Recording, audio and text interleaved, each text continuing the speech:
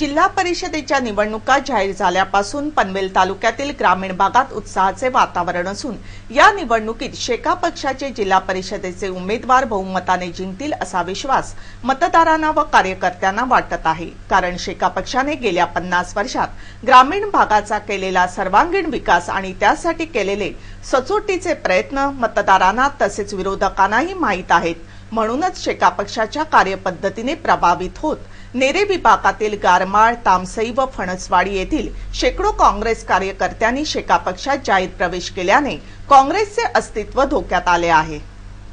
वांगणीतर्फे वाजे गटातील शेकाप, शिवसेना, आरपीआय युतीच्या जिल्हा परिषद व पंचायत समिती उमेदवारांच्या सूचना मागवण्यासाठी वांगणीतर्फे वाजे गटाच्या कार्यकर्त्यांची बैठक नेरे येथे आयोजित करण्यात आली होती। या बैठकीला प्रमुख अतिथी म्हणून जिल्हा चिटणीस बाळाराम पाटील, पनवेलचे माजी नगराध्यक्ष जयंत म्हात्रे, कर्जतचे तालुका चिटणीस विलास थोरवे, शिवसेना तालुका प्रमुख रामदास पाटील, प्रकाश म्हस्कर, वामन शेठ, वसंत शेठ पाटील, बाळासाहेब गवते, तातासाहेब गवते, पुष्पाताई म्हस्कर, कृष्णा शेठ पाटील, शशिकांत पाटील, मारुती भस्मा, बाळा फडके, महादू गायकर, राघोशेठ पाटील, तुकाराम पालकर, सुभाष भोपी आदी मान्यवर उपस्थित होते।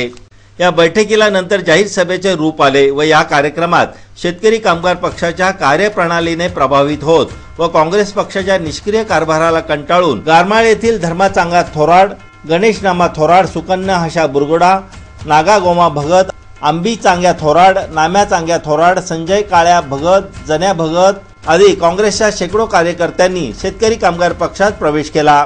आमदार विवेक पाटील, जिल्हा सचिव बाळाराम पाटील, माजी नगराध्यक्ष जयंत म्हात्रे आदी मान्यवरांनी त्यांचे शेतकरी कामगार पक्षात स्वागत केले।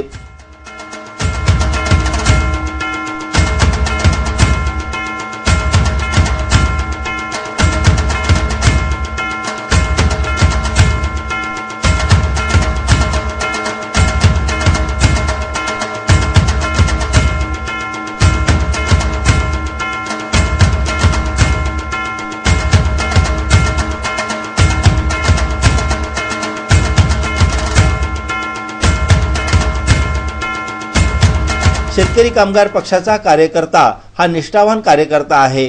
त्याच्या बळावरच शेका पक्ष पनवेल तालुक्यातील जिल्हा परिषद व पंचायत समितीच्या सर्व जागा जिंकेल असा विश्वास आमदार विवेक पाटील यांनी यावेळी व्यक्त केला। 5 वर्षापूर्वी झालेल्या जिल्हा परिषदेच्या निवडणुकीमध्ये आपण या तिन्ही जागा या ठिकाणी निवडून आणल्या होत्या।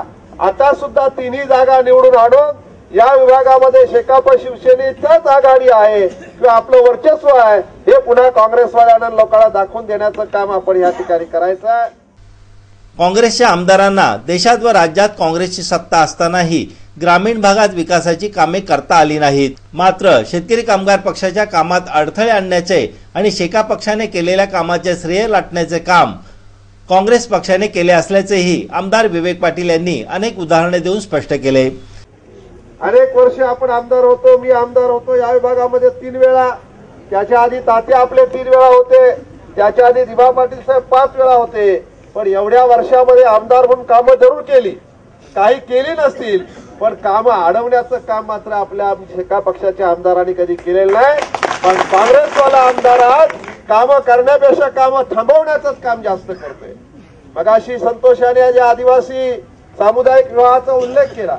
गेली 4 वर्ष आपण सातत्याने अतिशय चांगल्या प्रकारचे आदिवासींची लग्न करतो।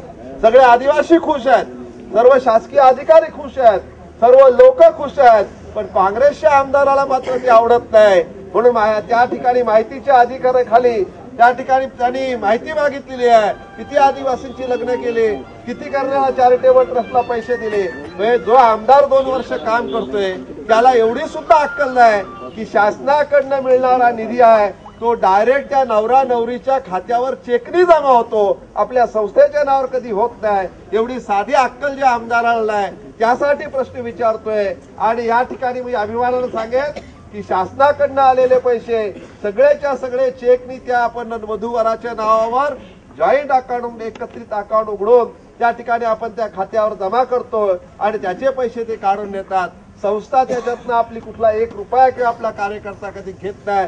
उलट आपण करणारा चॅरिटेबल ट्रस्टच्या वतीनं 25 ते 30 लाख रुपये खर्च करून त्या ठिकाणी आपण आदिवासी बांधवांची लग्न, आदिवासी भगिनींची लग्न आपण करीत असतो।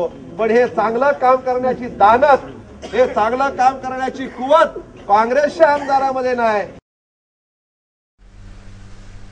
नवी मुंबई पोलीस आयुक्तालयाच्या वतीने 1 जानेवारी ते 15 जानेवारी पर्यंत रस्ता सुरक्षा जनजागृती अभियान सुरू करण्यात आले आहे.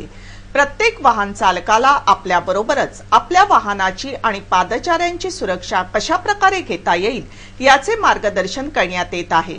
रस्त्यावरील अपघातामध्ये मोटारसायकल अपघातांची संख्या जास्त आहे आणि केवळ हेल्मेट न घातल्याने अनेकांना आपले प्राण गमावण्याची वेळ आली आहे. रस्ता सुरक्षा जनजागृती अभियान 15वड्यानिमित्त नवी मुंबई वाहतूक नियंत्रण विभागाच्या वतीने व पळसपे वाहतूक नियंत्रण विभागाच्या वतीने पळसपे येथे जनजागृती अभियानाचे आयोजन करण्यात आले होते. या अभियानात वाहन चालकांना मार्गदर्शन करण्यासाठी नवी मुंबई वाहतूक नियंत्रण विभागाचे पोलीस उपायुक्त विजय पाटील, वरिष्ठ पोलीस निरीक्षक सुरेश भोसले, सहाय्यक पोलीस निरीक्षक खारपे, वाहतूक नियंत्रण विभागाचे पोलीस अधिकारी, कर्मचारी व वाहन चालक मोठ्या संख्येने उपस्थित होते. या कार्यक्रमात मोटरसायकल चालकांना हेल्मेटची उपयुक्तता पटवून देत हेल्मेटचे वाटप करण्यात आले. यावेळी वाहन चालकांना 200 हेल्मेट्स देण्यात आल्या.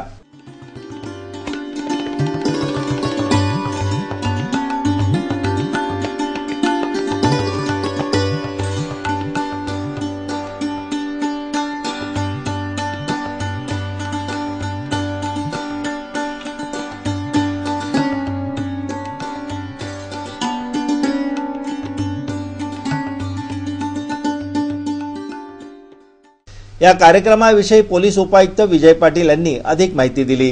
मुख्य उद्देश हा आहे की मागच्या वर्षी आपल्या आयुक्तालयात 333 लोकांचे मृत्यू झालेले आहेत. त्यामध्ये सुमारे 30% लोकांचे मृत्यू जे आहेत ते मोटरसायकलच्या स्वारांचे आहेत आणि ते विदाऊट हेल्मेट असल्यामुळे झालेले आहेत. त्यामुळे मोठ्या प्रमाणावर याबाबत जनजागृती होणं ही देखील एक आवश्यक बाब आम्ही समजली आणि त्यामुळे या परिसरात या पंचक्रोशीत राहणारे जे खेडेपाडे आहेत तेथील मुलांना त्याचं हेल्मेटचं वाटप करण्यात आलं आहे. आणि त्याचप्रमाणे ही रॅली जी आहे ही शहरी भागात नसून ग्रामीण भागात मुख्यत्वे करून आपण सर्व घेत आहोत. त्या ठिकाणी पळसपे, तुरमाळे या गावांमध्ये आपण या रॅलीचं आयोजन केलेलं आहे. तरुणांचं मुख्य कारण म्हणजे वेग हा अगदी लहानपणापासून आपण पाहिलं तर अगदी संगणकावरील जे खेळ आपण खेळतो त्यामध्ये देखील वेगाचं आपल्याकडे सतत बाळकडू लहानपणापासून आपल्याला मिळत असतं. परंतु संगणकावर असणारे खेळ हे वेगळे आहेत आणि प्रत्यक्ष त्या ठिकाणी तुम्हाला एक रिव्हर्सिबल प्रोसेस असते. गेम पुन्हा सुरू करता येते. या ठिकाणी रस्त्यावरचा गेम जर संपला तर त्याला पुन्हा सुरुवात नाही आहे. ही रिव्हर्सिबल प्रोसेस आहे. त्यामुळे अतिशय जागरूकपणे प्रत्येकाने राहावं ही अपेक्षा आहे. वाहतुकीच्या नियमांचं पालन करावं, हेल्मेट सतत वापरावं, सीट बेल्ट वापरावे. याचा उपयोग केल्यास सुरक्षितपणे आपण या ठिकाणी प्रवास करू शकू आणि आपला जीव देखील सुरक्षित. रस्ता सुरक्षा नियमांचं पालन कसं करावं याचं शिक्षण शालेय जीवनापासूनच मुलांना देण्याची गरज असल्याचेही त्यांनी यावेळी सांगितले. आपला जो अनुभव आहे दरवर्षी आपल्या केसेसचं प्रमाण जे आहे ते वाढतं आहे. वाहनांची संख्या वाढत आहे. शालेय शिक्षण अभ्यासक्रमामध्ये रस्ता सुरक्षा हा विषय इन्क्लूड केलेला नाही आहे. या सर्वांचा ओव्हरऑल परिणाम हा दिसून येतो आहे की वाहतुकीच्या नियमांचं पालन न करण्याकडे प्रवृत्ती दिसून येते. हेल्मेट न घालणं, सीटबेल्ट न लावणं, वेगाने अतिवेगाने वाहन चालवणं, मद्यपान करून वाहन चालवणं अशा प्रकारचे कसुरी ज्या आहेत त्या वारंवार होताना दिसत आहेत. आणि मग याला रोखण्यासाठी एक दुसरा उपाय म्हणजे निश्चितपणे कडक कायदे व त्यांची अंमलबजावणी. मग त्या ठिकाणी दंड वाढवायला पाहिजे.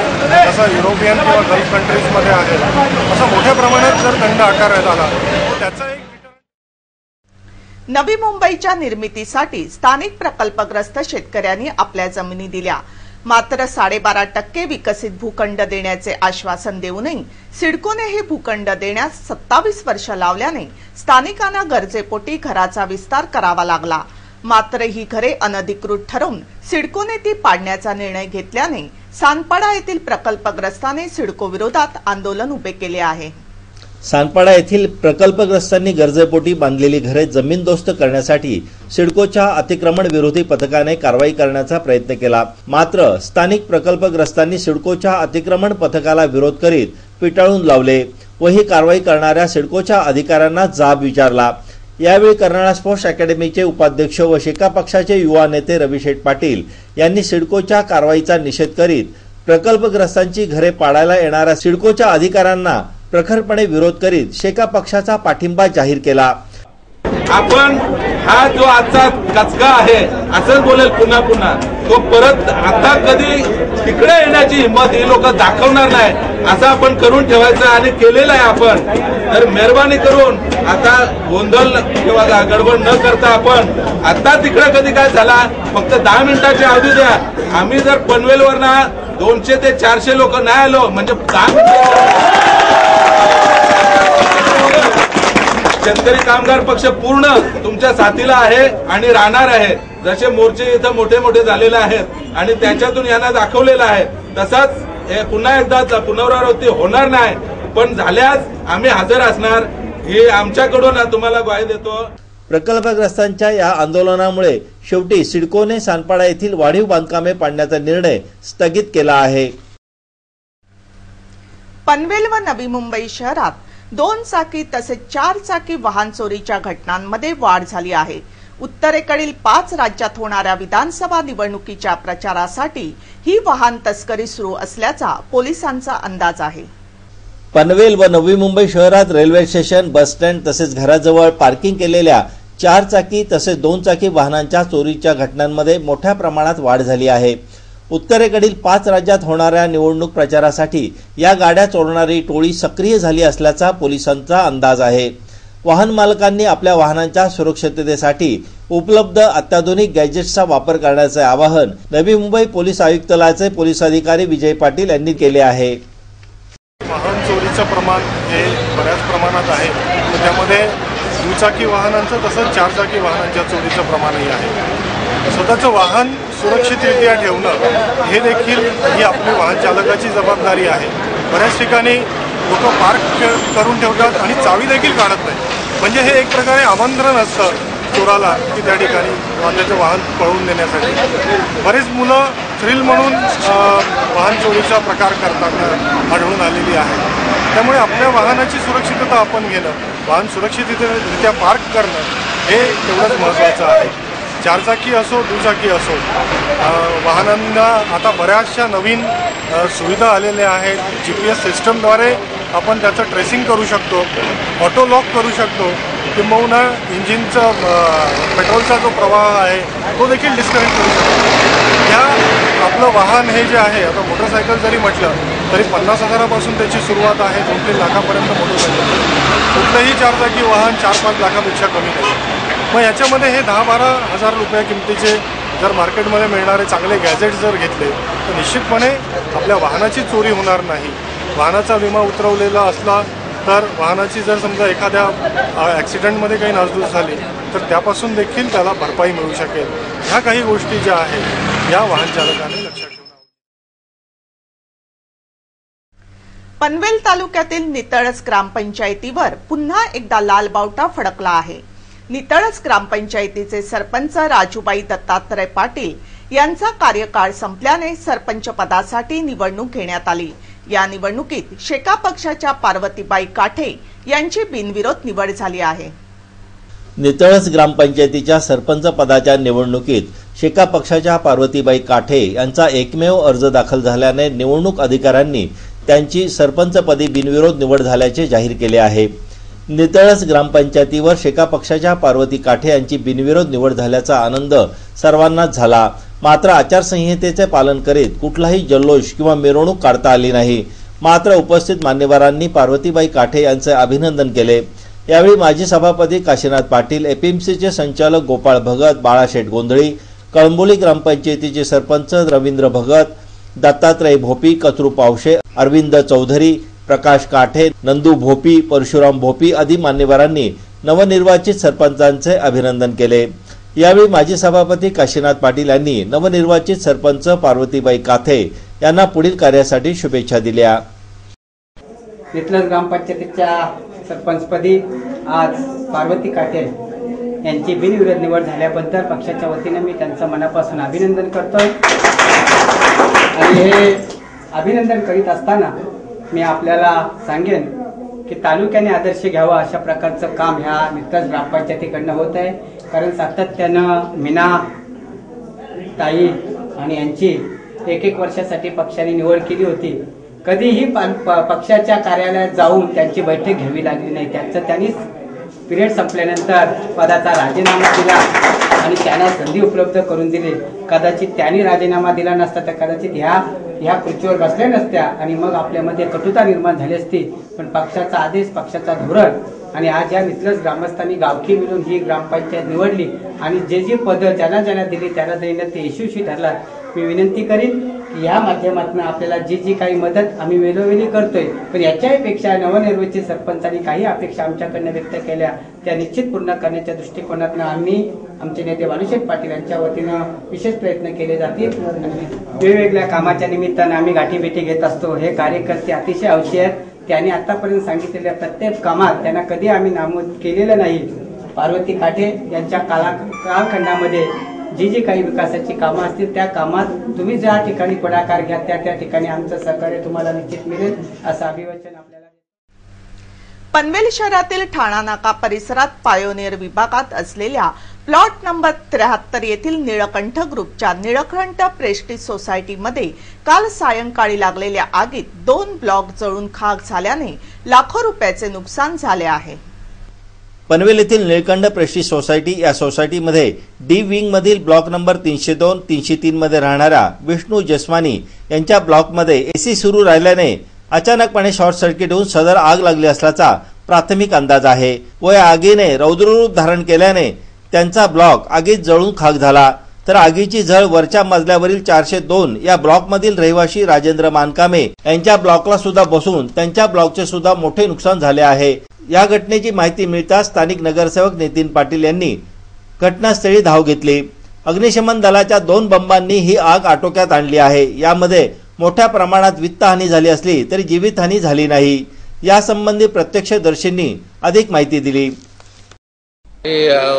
शॉर्ट सर्किट वायर लागलेले झालेले आहे आणि सुरुवातीला हे आपलं एसी जळालेलं आहे आणि पूर्ण एसी जळून आतमध्ये वायरिंग शॉर्ट लागलेले आहे आणि पूर्ण वायरीचं एवढा दूर की आम्ही सुरुवातीला आमचे फायरमन जे गेले ते ॲक्च्युली म्हणजे गुदमरले कंप्लीट 3-4 फायरमन आमचे गुदमरले.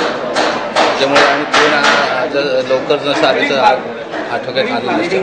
सर काय सांगाल किती लाखांचं नुकसान झालं असेल साधारणपणे?